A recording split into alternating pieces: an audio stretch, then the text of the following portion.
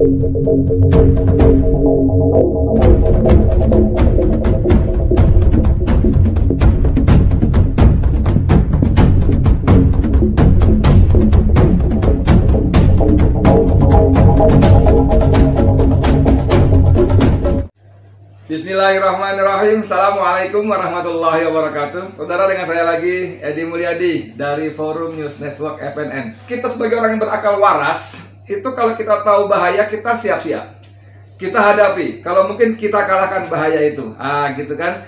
Artinya ada upaya sungguh-sungguh untuk menghadapinya, untuk mengatasinya.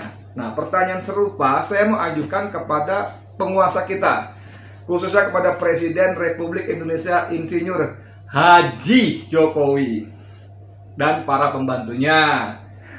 Nah, pertanyaannya, apakah Jokowi dan para pembantunya percaya COVID itu ada? Kayaknya sih percaya deh. Buktinya sampai bikin undang-undang khusus nomor 2 tahun 2021 yang segala macam lah, sampai memberikan hak kekebalan kepada para penyelenggara negara tidak bisa dituntut secara hukum baik pidana maupun perdata ketika menangani COVID, walaupun menghabiskan dana ratusan bahkan ribuan triliun rupiah. Nah, jadi saya berpendapat sebetulnya Jokowi dan para pembantunya pun percaya COVID itu ada. Tapi tapinya ini, kalau urusan dana serius, mereka ratusan bahkan ribuan triliun mereka gelontorkan. Tapi ngomong-ngomong soal serius, apa benar-benar serius? Apa benar-benar fokus? Nah, ini masalah. Kenapa? Karena saya baca berita, VOA Indonesia mengatakan Jokowi serahkan surpres Undang-Undang Ibu Kota Negara Baru ke DPR. Kelihatan nggak? Nanti saya coba atasi ya bagaimana caranya ya. Presiden Joko Widodo menyerahkan surat keputusan presiden atau surpres terkait RUU IKN baru kepada Ketua DPR RI Puan Maharani. Surpres tersebut diserahkan oleh Kepala Bappenas Suharto Manoarfa dan Menteri Sekretaris Negara Pratikno di gedung DPR. Puan mengatakan pihak DPR sependapat dengan pemerintah terkait perlunya memindahkan ibu kota negara IKN. Soal skema pembiayaan ini, pemerintah khususnya Menteri Keuangan pernah menyebut angkanya 400-an triliun. Anda tahu swasta mana yang mau bekerja untuk negara gratis? Nggak ada. Pasti ada motif ekonomi, dan itu normal, itu wajar, namanya swasta, normal harus begitu. Mereka bukan Kementerian Sosial kan, yang dapat duit hanya dihabiskan. Swasta harus tumbuh. Nah, pertanyaan, swasta yang mana yang mau membangun ibu kota negara? Skemanya bagaimana pembiayaannya? Kalau urusan ibu kota negara berarti urusan properti, lahan, bangunan, oke, setuju kan? Siapa kira-kira? Kita punya banyak pengembang besar, misalnya yang nggak usah sebut lah, nanti sangkain merek ya, yang bangun Bintaro, yang bangun BSD, yang bangun itu gede-gede semua tuh, dan kota-kota baru, PIK segala macam, Pik depan dan dekat, itu gede-gede semua, konglomerat semua. Tapi saya sangat ragu apabila mereka mau, nggak usah bantulah invest ke sana untuk bangun ibu kota baru, enggak. Karena kalau kita tabiatnya, mereka itu membangun sebuah pemukiman, sebuah kota baru bahkan, yang potensi ekonominya, yang buyersnya, pembelinya itu sudah ada. Dan mereka orang-orang berkantong tebal. Ya. Anda tahu Bintaro, Serpong itu dulu hutan karet. Mereka bangun ke sana karena mereka tahu ada potensinya, penduduknya, dan akhirnya memang begitu kota itu dibangun, orang berbondong-bondong datang membayar pada harga yang sangat tinggi. Untuk sebuah rumah ukuran kecil sudah sekarang berapa miliar. Nah, pengusaha-pengusaha properti macam ini nyaris tidak akan pernah mau datang ke Kalimantan Timur. Mereka bangun kota, bangun perumahan segala macam. Siapa yang mau tinggal di sana? Siapa yang mau beli? Maksud saya terutama, siapa yang mau beli? Nah, ini saja nggak kepikir nih. Sorry banget kalau saya bilang Puan nggak nyampe. Sorry banget, nggak nyampe. Jokowi walaupun dikeliling oleh para profesor, doktor ekonomi segala macam di Kementerian Keuangan, di Bappenas, orang-orang pintar semua itu, saya nggak ngerti apakah mereka hanya yes man, hanya menyenangkan bosnya, atau ada kepentingan lain, saya nggak paham. Tapi semestinya buat orang seperti itu paham bahwa ini secara ekonomi sangat-sangat nggak layak. Jadi kalaupun nanti jadi dibangun, pasti ada investor swasta. Siapa swastanya? Asing. Asingnya tuh asing. Jadi kita mesti bagi Jadi kayak kita tahu ada asing, aseng. Sebenarnya ada asong. Kalau asong itu etnis lokal kita yang gede-gede tadi, itu asong. Asing bule-bule barat. Aseng, nah itu orang-orang dari RRC. Saya sebut RRC. Nah, yang paling mungkin adalah RRC sana. Mereka datang membangun, dan semuanya tidak gratis. Anda tahu RRC kan? Mereka punya lebih dari 1,4 miliar penduduk yang harus mereka pikirkan. Makannya, tempat tinggalnya, dan sebagainya. Maka mereka melakukan ekspor manusia, ekspor teknologi dan sebagainya. Jadi mereka bangun, nanti siapa yang tinggal? Jangankan sampai di luar jauh-jauh sana. Kalau Anda teliti ya, apartemen yang menjamur beberapa tahun yang lalu, itu siapa yang tinggal? Rumah-rumah mewah yang di bawahnya ada dermaga langsung, perahu, speedboat, kalau macam bisa langsung ke laut lepas, siapa yang tinggal? Mereka datang membawa apa, pulang membawa apa, siapa yang tahu? Jadi saya ingin mengatakan ancaman kedaulatan itu sama sekali barangkali tidak terpikirkan atau tidak dikalkulasikan dalam pembangunan ekonomi. Maksud saya pembangunan ibu kota negara baru. Anda bisa bayangkan nggak, kata Puan, nanti gedung DPR MPR itu yang megah, yang luas itu ditinggal. Anggota dewannya pindah ke sana. Lalu kantor-kantor kementerian yang gedung-gedung mewah di Sudirman, Tamrin, Sudirman itu ditinggal. Yang kata Soeharto Manoarfa, sudah diinventarisasi untuk dijual. Mana yang bisa dijual cepat, mana yang bisa enggak. Anda bisa bayangkan nggak, pindah ibu kota, menjual gedung-gedung, lahan-lahan yang strategis yang penting itu, lalu pindah ke sana untuk nyewa. Uang hasil penjualannya untuk pindah ke ibu kota baru, dan di sana nyewa kepada swasta. Ini secara, jangankan ukuran berhitung negara, berhitung rumah tangga keluarga aja, kita nggak habis pikir tuh. Saya punya anak, istri punya rumah, sudah enak di tengah-tengah kota, tempat kerja saya dekat, lalu saya jual. Istri saya tanya, mau kemana? Kita pindah ke hutan sana.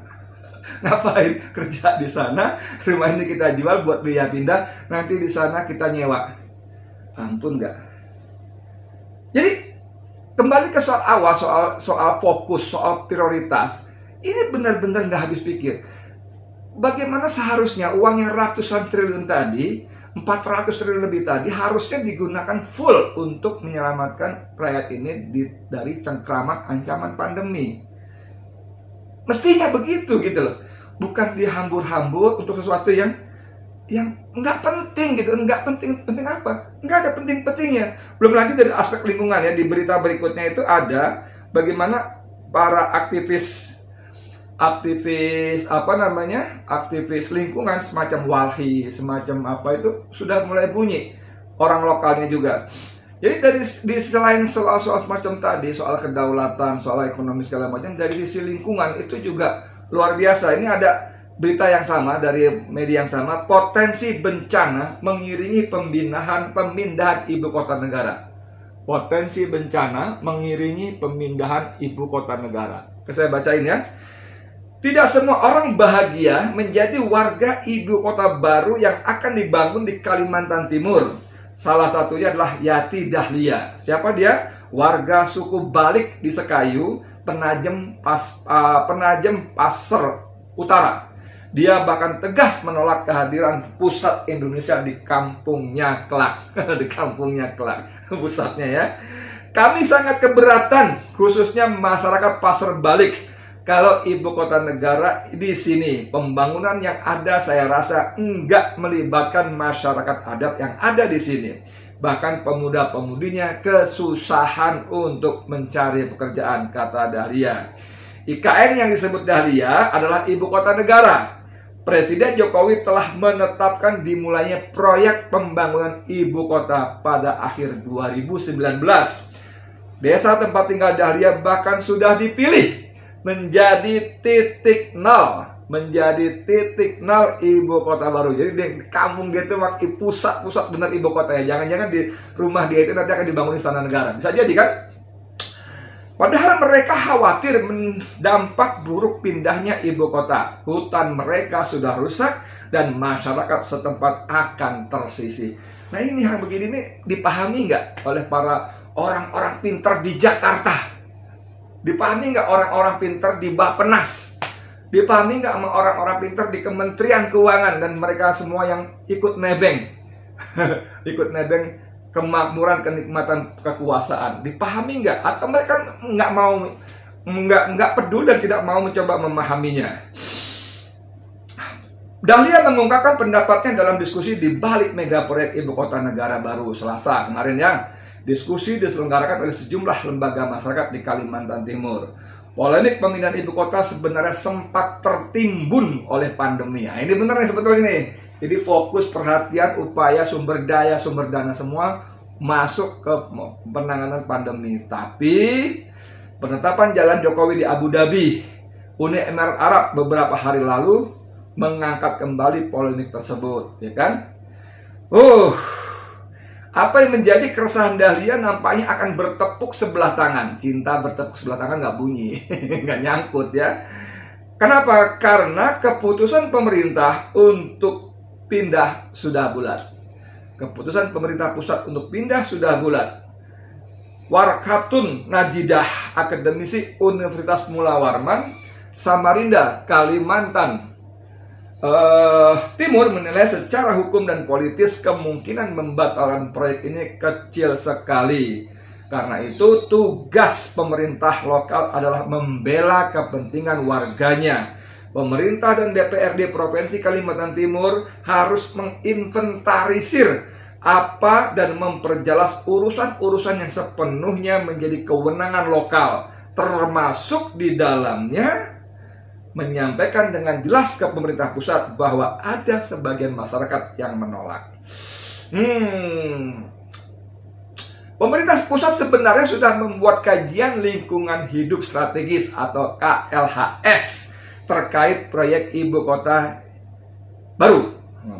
Dalam dokumen itu ada 4 hal yang dibahas, yaitu keberlanjutan tata air dan perubahan iklim, perlindungan habitat tumbuhan dan satwa liar, dinamika sosial budaya termasuk ekonomi di dalamnya, serta pencemaran dan perusakan lingkungan. Nah, ini menarik, sepertinya dasar ideal ya sepertinya. Tapi itu objek kajian saudara ya, objek kajian. Sayangnya, nah ini sayangnya, menurut Wahyu A. Perdana, kajian yang berujung pada ditemukannya banyak masalah itu tidak diakhiri dengan pembatalan proyek ibu kota. Wahyu adalah manajer kampanye pangan, air, dan ekosistem eksekutif nasional Walhi. Jadi orang Walhi mengetahui bahwa kajian-kajian lingkungan hidup tadi, semua tadi, itu dilakukan oleh pemerintah pusat, memang iya. Tapi hasil kajian itu menemukan banyak masalah di bidang 4 hal tadi. Cuman makanya tadi yang kita nggak ngerti, kalau sudah ditemukan begitu banyak masalah, kenapa proyek itu tidak dibatalkan? Tetap jalan terus. Jadi kajian kemana, praktek kemana, nggak ada urusan. Katanya begini, dalam konteks keberlanjutan dan tata air misalnya, pemerintah sendiri berkesimpulan wilayah calon ibu kota baru daya dukungnya tidak memadai. Peningkatan populasi nantinya akan membuat masalah air seperti yang dialami Jakarta saat ini, yaitu kekurangan air di satu sisi dan banjir di sisi lain. Wahyu bahkan menyebut ibu kota baru akan diikuti pemindahan bencana dari Jakarta ke Kalimantan Timur. Jadi memindahkan bencana, bukan cuma memindahkan masalah. Ngeri sekali ya. Itu dia. Ampun.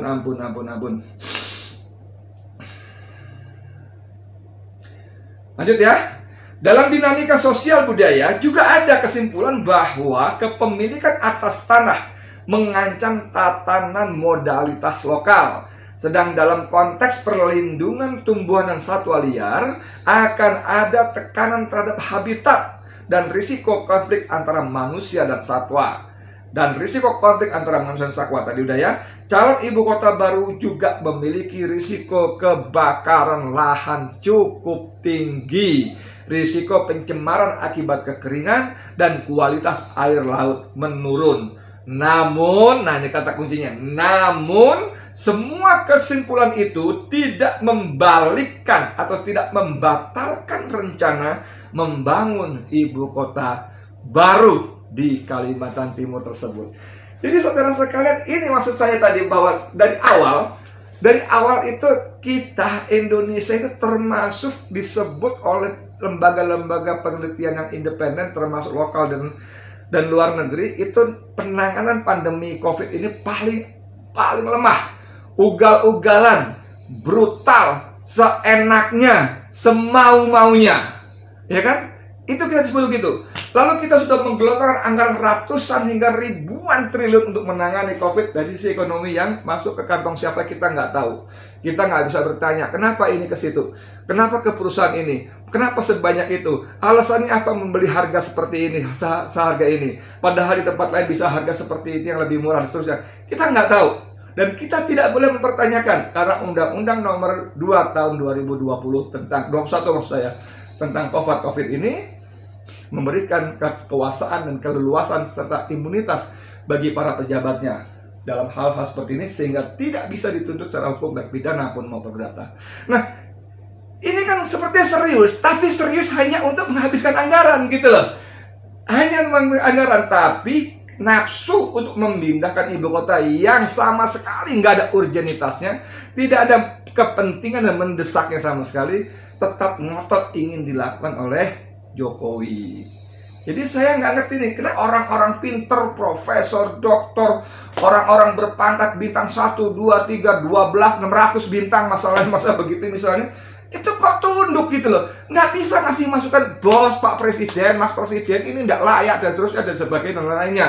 Ini nggak penting pada saat seperti ini. Lebih baik kita akan fokus ke negara, ke rakyat dan sebagainya, memecahkan masalah pengangguran. Nggak masuk gitu loh. Apa yang terjadi gitu? Apakah mereka semua ikut menikmati bancaan? Apakah mereka semata-mata ingin menyenangkan bos dan komandannya? Siapa di balik semua ini? Belum lagi tadi saya bicara soal secara singkat ancaman kedaulatan. Nanti siapa yang akan tinggal di ibu kota baru? Jangankan rakyat yang akan menjadi warga di sana, para aparatnya baik sipil maupun militer pun akan berhitung ulang untuk pindah ke sana. Berapa anggaran dikerahkan untuk memindahkan mereka ke sana? Seperti apa gitu loh, kehidupan sosial akan sama sekali berbeda. Dan yang paling penting kalau ini semua tidak terjawab, maka warga, rakyat, penduduk yang tinggal sana adalah, sorry banget, impor dari RRC. Impor dari RRC.